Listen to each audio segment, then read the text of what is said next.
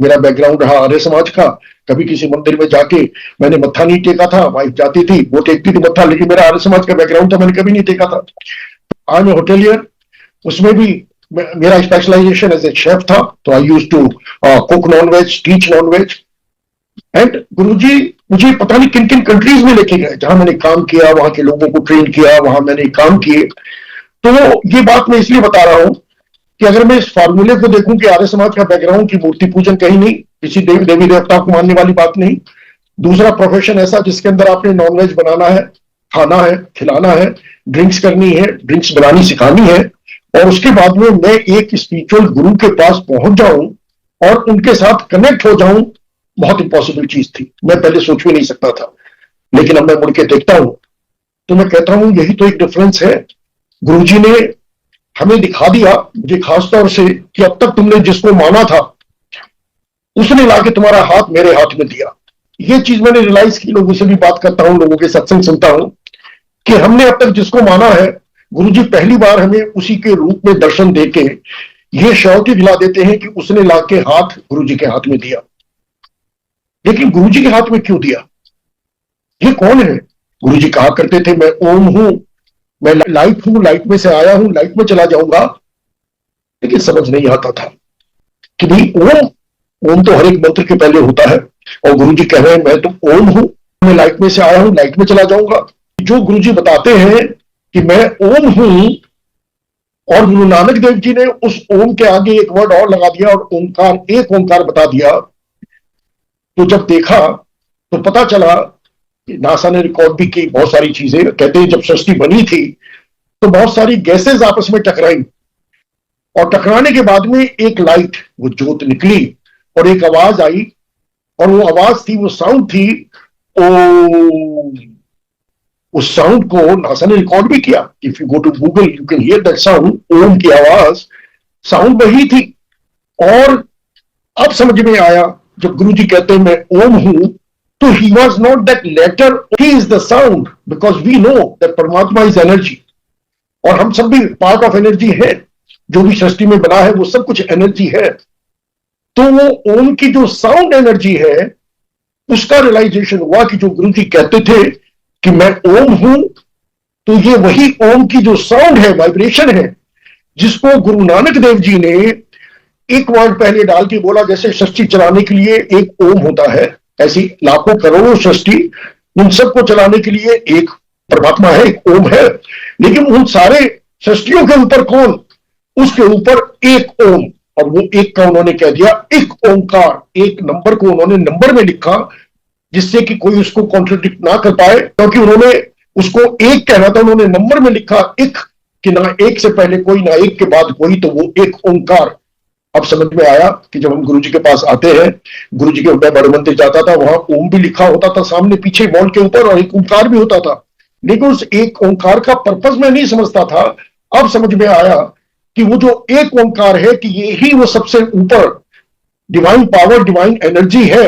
जब मैंने और व्याख्याएं सुनी, गुरबानी सुनी, और जिसमें सुना कि गुरु नानक देव जी कहा करते थे कि ये ऊपर से आवाज आ रही है, वाणी ऊपर से आ रही है, और वो जो वाणी आ रही है उसको गुरु नानक जी गाया करते थे। मर्दाना होता था वहां जो उनको साथ देता था। जब इन चीजों को मैं अब सुनता हूं, समझता हूं कि वाणी ऊपर से आई, तो अब समझ में आया कि वो जो वाणी आई थी वो परमात्मा की वाणी थी। और उस वाणी को जब हम सुनते हैं तो परमात्मा जो मेरे अंदर है, लेकिन हम उसको फील नहीं कर पाते, क्योंकि हम भटकते रहते हैं, मंदिरों में जाते हैं, तीर्थ स्थानों पे जाते हैं, और जगह जाते हैं, लेकिन हमें ये रियलाइज ही नहीं होता कि परमात्मा हमारे अंदर है। तो अगर मैं उस अंदर की आवाज, उस साउंड को अब समझ में आया कि जो मेरे एक अंदर साउंड है, जो परमात्मा है, वो एक साउंड की फॉर्म में है, लेकिन वो इतनी हल्की है, क्योंकि जो नेगेटिविटी है, जो मेरा माइंड इधर उधर घूम रहा है उन सारी चीजों में, वो मुझे उसको सुनने ही नहीं देती, क्योंकि मैंने उसको रियलाइज ही नहीं किया। तो जब मैं उस ओम की आवाज को सुनता हूं, ओंकार की आवाज को सुनता हूं, तो मेरी फ्रीक्वेंसी कुछ ट्यून होनी शुरू होती है, और मैं अपनी अंदर की आवाज को सुन पाता हूं। गुरुजी ने तो हमारे लिए और सिंपल कर दिया। गुरुजी ने बोला कि मैंने तुम्हारे लिए गुरबानी के शब्द सेलेक्ट किए, मैंने रागी सेलेक्ट किए, मैंने उनके राग सेलेक्ट किए, गुरुजी ने किए, और कहते हैं जब तुम इनको सुनोगे, जब तुम मेरे साथ बैठोगे, मुझे आसन पे बैठाया तुमने और मेरी संगत के साथ सत्संग में बैठे हो और कंसंट्रेशन मेरे ऊपर है, सुन रहे हो, तो तुम मुझसे बात कर पाओगे, तुम मेरी आवाज सुन पाओगे। हम लोगों की बात सुनते रहते हैं, कभी सोच ही नहीं सकते कि परमात्मा जो कह रहा है, जो भगवान बता रहा है कि मैं तुम्हारे अंदर हूं, तो मेरे अंदर है कैसे।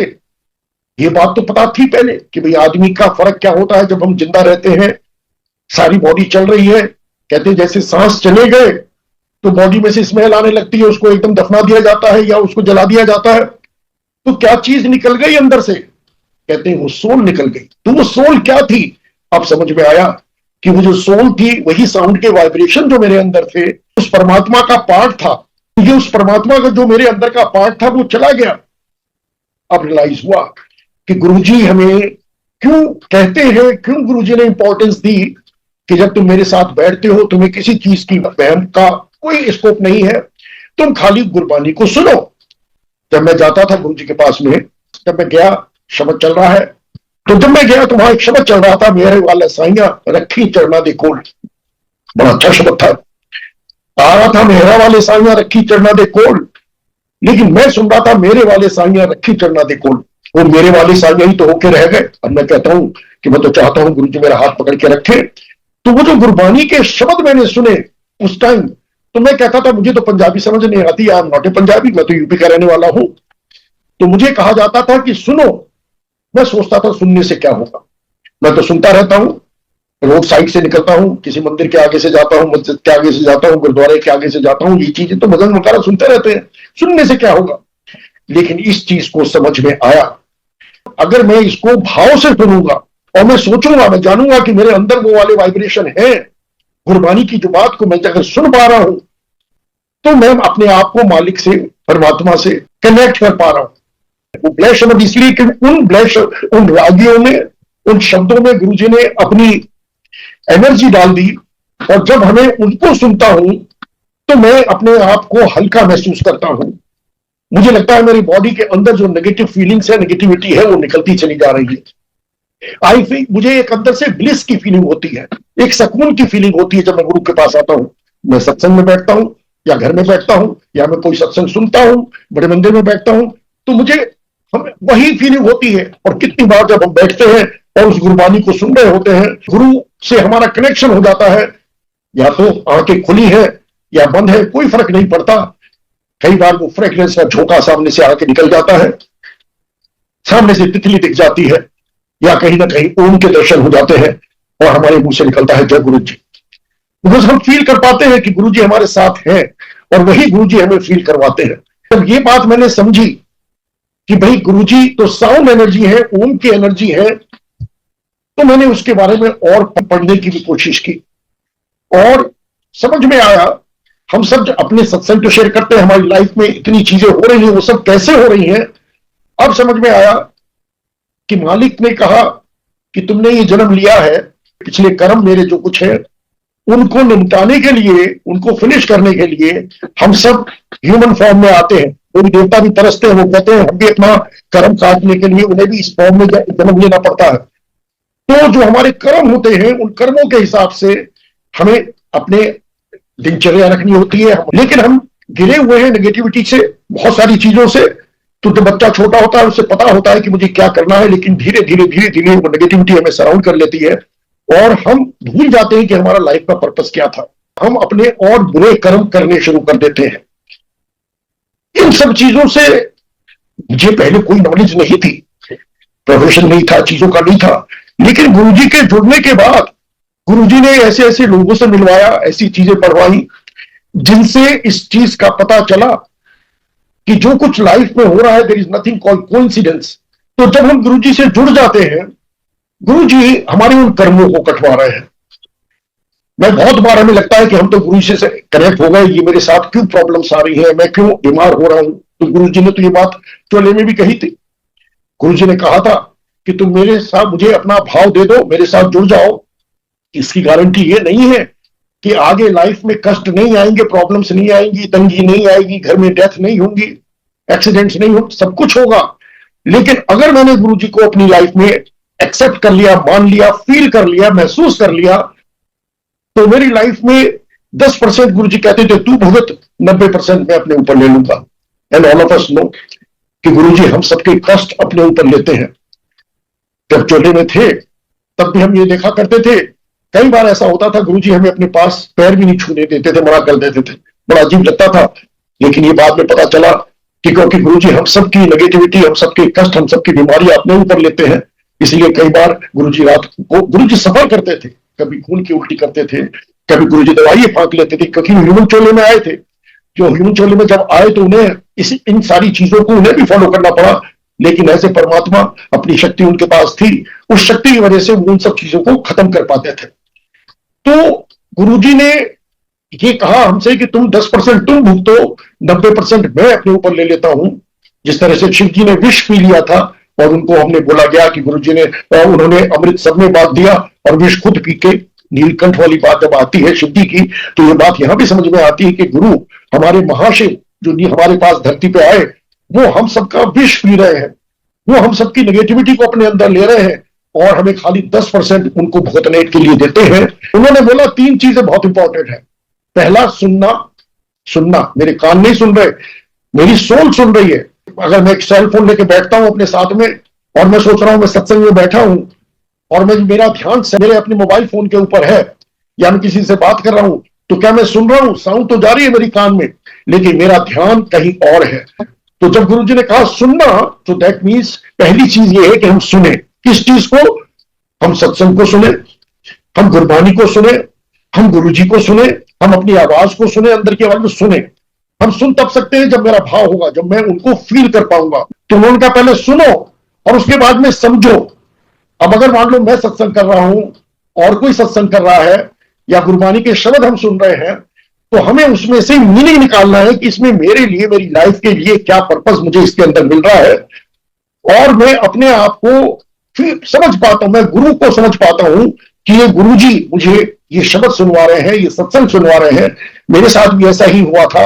तो जब हम समझने लगते हैं तो फिर हमें इस सत्संग की वैल्यू का पता चलता है कि हमें ये खिंचाव क्यों होता है कि बड़े मंदिर चलो, सत्संग में चलो। एक सत्संग का मतलब 3-4 घंटे आराम से लग जाते हैं, आना जाना, सत्संग में बैठना, गुरबानी सुननी, सत्संग शेयर करना, लंगर प्रसाद लेना। तो मुझे भी ऐसे ही लगता था ये है क्या, ये खिंचाव क्यों है? ऑल दी सत्संग एवरी डे इच्छा होती है मैं सत्संग में चला जाऊं। तो वो क्यों है? क्योंकि जब हम सत्संग में आते हैं, हम गुरु से अपने आप को कनेक्ट कर पाते हैं। जब गुरु से कनेक्ट कर पाते हैं तो हमारी नेगेटिविटी बॉडी में से निकलनी शुरू हो जाती है। मैं गारंटी से कह सकता हूं कि हम सबकी लाइफ में से नेगेटिव लोग एक एक करके ड्रॉप होते चले गए। हमारी सोच बदल गई, हमारा नजरिया बदल गया। अगर एक्सीडेंट होता है तो अब हम कहते हैं शुक्राना, गुरुजी थैंक यू वेरी मच, आपने मेरा सारा कष्ट इस कार के ऊपर डाल दिया। I am still breathing. Covid आया, कितने लोग चले गए, क्या कुछ नहीं हुआ, but we are lucky, we are still sitting. हम सब बैठ रहे हैं आपस में, आप मेरा सत्संग सुन रहे हो, मैं सत्संग कर पा रहा हूं, पीछे आप मेरे गुरुजी के स्वरूप देख रहे हो। हम सब गुरुजी से फील कर पा रहे हैं कि गुरुजी के साथ हम बैठे हैं, गुरुजी की बात सुन पा रहे हैं। तो एक अंदर से बड़ी अच्छी फीलिंग अंदर आ रही है। गुरुजी ने हमें कह दिया, सिंपलिसिटी बता दी कि मेरे साथ में तुम्हें किसी तरह का वहम नहीं रखना। गुरुजी ने कह दिया कि मैं तो सब जगह हूं, तुम्हारे अंदर हूं, तुम तो मुझे टॉयलेट में बैठ के याद कर लो, मैं तो वहां हूं। गुरु ने नहीं कहा कि तुम्हें रोज ज्योति जलानी है, रोज तुम्हें एक काम करना है। गुरु ने बोला कि तुम मुझे ध्यान में रखो, मैं तुम्हारा ध्यान रखूंगा। अब ये अपने ऊपर बात है, मैं कितनी देर गुरु को ध्यान में रखना चाहता हूं और मैं कितनी देर चाहता हूं गुरु मेरा ध्यान रखे। मैं कहता हूं मैं चाहता हूं गुरु मेरा 24/7 ध्यान रखे। तो अगर मैं चाहता हूं गुरु मेरा 24/7 ध्यान रखे, तो मुझे भी गुरु को 24/7 ध्यान में रखना पड़ेगा। वो क्यों? क्योंकि गुरु जी को जब मैं ध्यान में रखता हूं तो गुरु जी मेरी बॉडी के चारों तरफ एक ऑरा, जो हम सब जानते हैं एक एनर्जी एमिनेट होती है बॉडी से बाहर हर एक चीज में, चाहे वो एनिमल्स है, चाहे पेड़ पौधे है, चाहे पत्थर है, व्हाटएवर। ऑरा देख के भी वो बता देते हैं, ऑरा रीडर, कि भाई क्या प्रॉब्लम है, किसी को क्या बीमारी है। तो जब हम गुरु जी से जुड़ते हैं और हम गुरु जी के ध्यान में होते हैं, तो मेरे बॉडी के चारों तरफ जो मेरा ऑरा होता है वो पॉजिटिव ऑरा होता है। लेकिन वो ऑरा कब होगा पॉजिटिव? जब मैं ध्यान से गुरु को सुन रहा हूंगा, क्योंकि गुरु तो मेरी वो साउंड एनर्जी है। इसलिए कहा जब सत्संग में जाओ, गुरु जी तो पहले कहते थे अपना सेल फोन गाड़ी में छोड़ के आओ, बाहर छोड़ के आओ। हम अब कहते हैं ठीक है वो बहुत डिफिकल्ट है, एटलीस्ट उसको ऑफ कर दो, क्योंकि गुरु जी की अपनी एनर्जी भी एक वेवलेंथ की तरह से हमारे चारों तरफ है। और अगर मेरा सेलफोन भी ऑन है, उसकी भी पता है 5G 4G ये सारी मैग्नेटिक वेव्स हैं, तो ये इंटरफियर करेंगी। गुरुजी मुझसे बात करना चाह रहे हैं, मैं गुरुजी से बात करना चाह रहा हूं, लेकिन मेरा ध्यान, मेरा भाव तो वहां है ही नहीं। मैं गुरुजी की मानूं और मानने की बात कि मैं उनको सुनूं, समझूं, और सुनने समझने से क्या होगा, मैं उनमें समा पाऊंगा। सुनना, समझना और समा पाना। तो इसके लिए बहुत जरूरी है कि हम, जैसे गुरुजी ने हमें चीजें बताई, हम उनको फॉलो करें। आजकल हम देख रहे हैं कि हम सत्संग में जाते हैं, हम यूट्यूब पे देखते हैं, वीडियोस देखते हैं, लोग पता नहीं क्या क्या चीजें, किस किस तरह की चीजें कर रहे हैं। सत्संग में जाते हैं, वहां भजन चलते हैं, वहां गुरबानी नहीं चलती। हम कहते हैं गुरबानी भी वो चलाओ जो गुरु जी के ब्लेस शब्द हैं, उतनी देर। ये नहीं कहा कि हर वक्त चलाओ। जब आपने गुरु को आसन पे बैठाया, जोत जलाई, एक ओंकार किया, उसके बाद में जो शब्द चल रहे हैं वो गुरु जी के ब्लेस शब्द जब आप चला रहे हैं, और हम सब जब ध्यान में बैठे हैं बिना डिस्टर्ब हुए, इसलिए बोले कि जब सत्संग में बैठे हो, सेवादार भी सेवा इस तरह से करें कि कोई डिस्टर्ब ना हो, और संगत भी इस तरह से अंदर आए और जाए। पहली बात तो आना भी उनका पहले होना चाहिए। मालिक जब आसन पे बैठे, उससे पहले अगर मैं पहुंच पाऊं, तो उसके बाद में मैं पूरे उस सत्संग का आनंद ले पाऊंगा, मैं उन सारी दवाइयों को ले पाऊंगा। क्योंकि वो जो मेरी गुरबानी की प्लेलिस्ट उस दिन की चली, उस दिन के जो शब्द ब्लेस चले, हो सकता है वो मेरी दवाई हो। वो गुरुजी ने संगत भी सिलेक्ट की थी, शब्द भी सिलेक्ट किए। तो अगर मैं वो सारे शब्द सुन पाऊंगा सत्संग में, शुरू से आके बैठ के समझ पाऊंगा मेरा क्या क्या प्रॉब्लम्स गुरुजी मेरी सॉल्व कर रहे हैं। तो कोशिश हम ये करें, हम पहले पहुंचे, अपने सेलफोन ऑफ रखें, आपस में बातें ना करें, और गुरु की तरफ ध्यान दें। वो जो आसन सामने लगा है, जो हम गुरु जी की चेयर लगाते हैं, जिसको हम आसन बताते हैं, गुरु जी का आसन बताते हैं, उस आसन को अगर हम देखेंगे तो हम फील कर पाएंगे कि वहां गुरु जी बैठे हैं। गुरु जी अपनी प्रेजेंस हमेशा फील कराते हैं। और संगत जी, आपने, हमने सबने देखा है कि जब हम भाव से गुरु के किसी स्वरूप को देखते हैं, चाहे वो लौकिक है, चाहे वो बड़ा स्वरूप वॉल पे लगा है, चाहे कुछ भी है, हम उसमें गुरु जी को लाइव देख पाते हैं। क्या आपने उनकी आंखों को हिलते नहीं देखा? क्या आपने उनकी चीक्स पे वो रेडिश, जब आप उनका सत्संग करते हो तो क्या ब्लश करते हुए नहीं देखा? क्या गुरु जी के हाथ को हिलते नहीं देखा? हम सब ने ये फील किया है। लोग कहते हैं लेकिन ये जो यूट्यूब पे लोग डाल देते हैं उल्टी सीधी चीजें, वो इसलिए डाल देते हैं कि वो एनवियस है हम सबसे। हमें तो गुरुजी ने सिलेक्ट किया संगत को, यार सिलेक्टेड संगत, लिमिटेड संगत है, और हमने गुरुजी को महसूस किया है। वो लोग वो है जिन्होंने अभी तक गुरु को महसूस ही नहीं किया। वो कहते हैं भला ऐसा कैसे हो सकता है, भला ये कैंसर कैसे ठीक हो सकता है, भला तुम्हारी आवाज सुन के दूसरा बंदा कैसे आ सकता है, तुम्हारा पैसे जो खोया हुआ था कैसे मिल सकता है। लेकिन हम सब जानते हैं सब कुछ होता है। तो इसलिए संगत जी बहुत इंपॉर्टेंट है, पहले गुरु जी को समझे। ही वो शक्ति है जिसने हमारा हाथ पकड़ा है, और हम चाहते हैं गुरु जी हमारा हाथ पकड़ के रखें। तो गुरु जी की माननी बहुत जरूरी है कि हम सत्संग में जाएं, सत्संग को सिंपल रखें, गुरु जी की गुरबानी चलाएं, जो गुरु जी के ब्लेस शब्द हैं, और सेवा मिनिमम जितनी कम से कम हो सके। जब हम बैठे सत्संग के अंदर, जब हम एम्पायर स्टेट जाते तो वहां खाली हमें चाय प्रसाद मिला करता था।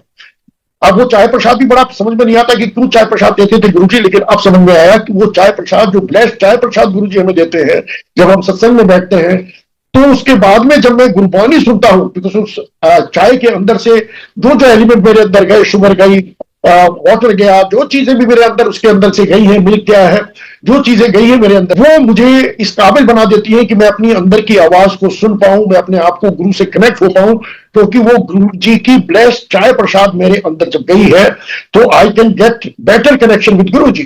तो इसलिए वो चाय प्रसाद इज वेरी इंपॉर्टेंट। तो हम चाय प्रसाद सर्व करें। आजकल हम देखते हैं कि बड़े स्नैक्स सर्व हो जाते हैं, बड़ी बड़ी चीजें हम शुरू में देते हैं। तो होता यह है कि उससे आधा पौना एक घंटा तो खाली इसी चीज में निकल जाता है। शब्द चल रहे होते हैं लेकिन still we are busy eating. तो हमारा ध्यान कहां गुरु जी में लग पाया, हम उन्हें कहां समझ पाए, हम उनकी उन ब्लेसिंग्स को कहां ले पाए जो वो हमें उस गुरबानी ब्लेस शब्द के थ्रू हमसे दे रहे थे, हम कहां उनकी आवाज को अपने अंदर सुन पाए, देख पाए। तो इसलिए संगत जी बहुत इंपॉर्टेंट है कि हम सत्संग में जब भी जाएं, गुरु जी कहा करते थे कि संगत भी तू सेलेक्ट कर और सत्संग भी तू सेलेक्ट कर। तो हमसे कहते हैं कि तुम सेलेक्ट करो कि जिस सत्संग में जाके तुम्हें कनेक्शन मिलता है गुरु से, जहां पे दिखावा नहीं होता, हेलो हाय नहीं हो रही है, पार्टी सिस्टम नहीं हो रहा है, आप ऐसे सत्संग में जाइए, आराम से बैठिए, गुरु जी से कनेक्ट हुई, गुरु जी को हम फील कर पाएंगे। उसके बाद में जब लंगर प्रसाद आए तो लंगर प्रसाद की कभी भी जल्दी नहीं करनी चाहिए। हम देखते हैं आजकल क्या होता है, हम सत्संग में जाते हैं, हम जाके बैठते हैं, कुर्बानी होती है, मंत्र जाप होता है, कुछ जगह आरती बाद में होती है, कुछ जगह आरती पहले होती है, और उसके एकदम बाद में इमीडिएटली लंगर आ जाता है। गुरु जी कहते थे कि सत्संग बहुत इंपॉर्टेंट है। हमने तो खुद एक्सपीरियंस किया है कि जब गुरुजी एम्पायर स्टेट में भी होते थे, कई बार बीच में से शब्द रुकवा देते थे, डीजे अंकल को पीछे इशारा करते थे, वो शब्द रोक देते थे, और किसी संगत को इशारा करते थे, अंकल आवाज देके बुलाते थे, आजा अपना सत्संग कर, या किसी आंटी को बुलाया सत्संग कर। हम सब पिन ड्रॉप साइलेंस में वहां बैठे होते थे और वो अंकल आंटी अपना सत्संग करते थे, और जो आते थे उन्हें पता भी नहीं होता था कि मुझे क्या सत्संग करना है। जैसे उनको भी जिसको खड़ा करते थे गुरुजी हिंट दे देते थे, ये वाला सत्संग कर, ये भी बता, शॉर्ट में करिए, कहते थे शॉर्ट में। लेकिन शॉर्ट क्या होता है, गुरुजी की व्याख्या हम करना शुरू करें हम तो बोलते चले जाएंगे वही चीज है, लेकिन उसको शॉर्ट का मतलब उनका होता था कि टू द पॉइंट वो सत्संग करो, वो बताओ जिससे लोग कनेक्ट हो पाए गुरु से, जिसमें समझ पाए कि गुरु की क्या पावर है, गुरु हमारे साथ में किस तरह से हमारी जिंदगी में बदलाव ला रहे हैं, क्या चीजें हमारे साथ हो सकती हैं। तो इसलिए वो सत्संग इंपॉर्टेंट होता था। और गुरुजी जब भी हम वहां जाते थे तो लंगर, कभी भी लंगर के साथ में सत्संग नहीं होता था, क्योंकि लंगर की अपनी इंपॉर्टेंस है। जब लंगर होता है तो भी पिन ड्रॉप साइलेंस है। उस टाइम में क्या हुआ करता था, जब लंगर आता था 4 लोग एक थाली में खाते थे। जब मैं पहली बार गया गुरुजी के पास में एम्पायर स्टेट में, तो सबसे पहले मेरे सामने चाय आई थी, सिंगला अंकल चाय लेके आए, मैंने मना कर दिया। मैंने कहा जैसे कहते हैं कि पी के आए घर से, तो बराबर वालों ने बोला ले लो प्रसाद है, मैंने ले लिया। बड़ा अजीब सा लगा कि कैसा चाय का प्रसाद, प्रसाद में लड्डू होता है, बर्फी होती है, लेकिन ये क्या, लेकिन ले लिया, अच्छा लगा। अकल नहीं थी मुझे पहले दिन। उसके बाद में बैठे रहे, लोग आते रहे गुरुजी के पास, अच्छा लग रहा था मुझे, गुरबानी सुनना था, लोग उठने लगे, मैं भी उठने लगा। तो मुझे कहा गया कि नहीं अभी बैठिए, अभी लंगर आएगा, आप साइड में बैठिए, साइड में आ जाइए। तो मैंने देखा जो संगत बैठी थी वॉल के साथ में, वो बिल्कुल पीछे बैठ गई, और उनके अपोजिट एक और रो बैठ गई, हम भी वहां बैठ गए, और बीच में फिर एक चटाई बिछी। तो मैंने बराबर वालों से पूछा कि यहाँ क्या होगा, बोले अब लंगर आएगा, 4 जनों की एक थाली आएगी, उसमें से 4 लोग एक साथ खाएंगे। थाली आगे, बड़ा अजीब लगा कि एक दूसरे का झूठा खाएंगे, क्योंकि घर में भी हम कभी ऐसा नहीं करते थे, बट एनीवे अच्छा फील ये हुआ कि यहाँ कोई भेदभाव नहीं है। लंगर आ गया सामने। अब मैं राइट में मुड़ के देखता हूँ गुरुजी बैठे हैं, कोई उनके संगत पैर दबा रही है, लेकिन गुरुजी को लंगर सर्व नहीं किया। बड़ा अजीब लगा कि अगर ये यहाँ के हेड है, सब कुछ यहाँ की बात है, इनको क्यों नहीं दिया, पहले तो इन्हें देना चाहिए था। उस दिन मुझे अकल नहीं थी। हम मैं बैठ के जब गुरुजी के सामने लंगर कर रहा था, जब जो निवाला मेरे मुंह में जा रहा था उसमें मालिक की दृष्टि पड़ रही थी, और जब उनकी निगाह उसके ऊपर पड़ रही थी, वो मुझे ब्लेसिंग, वो मेरी बीमारियों को, वो मेरी प्रॉब्लम्स को दूर कर रही थी, वो मेरी मेडिसिन बन रही थी। संगत जी, जब हम सत्संग में जाते हैं और अगर हम वो लंगर कर रहे हैं, और अगर हम गुरु को उस वक्त फील कर पाए और सोचे कि जो मैं लंगर का एक एक पीस निवाला अपने मुंह में रख रहा हूं, ये गुरु जी का ब्लेस्ड है। वो जल प्रसाद जो गुरु जी के साथ में भोग लगा के मिला, चाय प्रसाद मिली, ये गुरु जी का ब्लेस्ड है, वो लंगर प्रसाद भी। तो कोशिश हमें ये करनी चाहिए कि जब हम जाएं गुरु जी के सत्संग में, या हम अपने घर में सत्संग करें, तो मंत्र जाप के बाद में इमीडिएटली लंगर सर्व ना करें, पहले हम बैठें और अपने सत्संग शेयर करें। At least half an hour 45 minute minimum सत्संग शेयर होने चाहिए, कोई जल्दीबाजी नहीं होनी चाहिए। लोगों को लगता है कि हम आए, लंगर किया और निकल गए, हम खाली गुरबानी सुनने नहीं आए थे, हम यहाँ गुरु से कनेक्ट होने आए थे। तो हमें बैठना है, हमें लंगर सब होना है, हम लंगर को एंजॉय करना है, गुरु जी की प्रेजेंस फील करनी है, और उसके बाद में धीरे से हम पीछे से अपना लंगर शुरू करना है। आजकल सिस्टम अलग हो गया, गुरु जी को कहीं पे गुरु जी की चौकी निकल रही है, कहीं पे कुछ और चीजें गुरु जी के बारे में हो रही हैं। वो चीजें गुरु जी ने हमें नहीं दी। हम गुरु जी को गुरु जी ही समझ के, मान के हमें उन्हें अपने पास बुलाना है, उसी रिस्पेक्ट से उन्हें हमें अपने पास में बैठना है। और अगर मैं अपने आप को कहता हूं कि मैं गुरु जी की संगत हूं, गुरु जी वाला हूं, तो मुझे गुरु जी की माननी पड़ेगी। हम लोग कहते हैं गुरु जी ने थोड़ी मना किया, इधर भी चले जाओ, उधर भी चले जाओ, जो चाहे वो कर लो। नहीं, सॉरी, ऐसा नहीं है। गुरु जी ने बोला एक नाव में पैर रखो, जिसको मानते हो उसको मानो। अगर आप इस दर पे अब आ गए, इसका मतलब कहीं ना कोई कमी थी हमारे पास में, और इसको अगर मैंने रियलाइज कर लिया कि हाँ, उन्होंने मेरा हाथ लाके यहां दिया है, अब मुझे उन चीजों से डिटैच होना पड़ेगा। गुरु जी कहते हैं कि तुमने अपने आप को खूंटों से बांधा हुआ है। किस तरह के खूंटे? एक खूंटा है, बहम है हमारे, कि मैंने मंडे का फास्ट रखना है, मैंने थर्सडे का फास्ट रखना है, मैंने इस मंदिर में जाना है, मैंने उस मंदिर में जाना है, मैं घर से किस तरह से और देवी देवताओं की स्टैचूज हटा दूं, मैं कैसे उनकी फोटो हटा दूं, मैं कैसे उनकी आरती ना करूं। आप भूल गए कि बचपन से जैसे जैसे हम आगे आए, हमारी लाइफ में डिफरेंट टीचर्स आते चले गए। क्लास 1 में और था, क्लास 2 में और था, क्लास 3 में और था। अगर आप उनसे ही बंधे वहां बैठे रहोगे तो आप आगे कैसे बढ़ पाओगे? तो जब अगर हमारी ये फेथ है कि हमने गुरुजी ही सब कुछ है, तो हमें अपनी इन बाकी खूंटों से जो बंधे हुए उनको छोड़ना पड़ेगा। अगर हम नहीं छोड़ेंगे तो गुरु जी कहते हैं, मैं तुम्हें मौका देता हूं, तुम उनसे, मैं तो तुम्हारी सोल को फ्री करने आया हूं, आजाद करने आया हूं। जब तक तुम्हारी सोल फ्री नहीं होगी तब तक मेरे में मर्ज नहीं हो सकती। हमारी जर्नी क्या है, इस ह्यूमन चोले में हम आए हैं, एनर्जी ना जिंदा होती है ना मरती है, हमें पता है इस चीज का। तो हमारी सोल परमात्मा में से आई, उसके बाद में किस किस रूप में किन किन उसमें हमने जन्म लिया, लेकिन एंड में हमारी इच्छा है कि हम जाके उसी ज्योत में मिल जाएं, जो मेरे अंदर की ज्योत है, जो मेरी सोल है, जो परमात्मा में से आई, जो गुरु जी में से आई, हम सबके अंदर गुरु जी का अंश है, उसमें चला जाए। लेकिन वो तब जाके मिल सकता है जब ये बिल्कुल प्योर होगी, इसकी नेगेटिविटी निकल जाएगी। अगर मुझे गुरु जी में मर्ज होना है, मुझे अपने कर्म सारे काट के गुरु जी की फेत रख के बैठूंगा, तब मुझे गुरु जी अपने में मर्ज करा पाएंगे। इसीलिए जब हम गुरु जी के पास आते हैं, कई बार लगता है कि मेरी तो बीमारी बढ़ गई, मेरी तो प्रॉब्लम बढ़ गई। वो गुरुजी फास्ट फॉरवर्ड में मेरे बाकी के जो कर्म है वो कटवा रहे हैं, लेकिन वो तभी कट पाएंगे जब मैं उनके अंदर पूरी फेथ रखूंगा।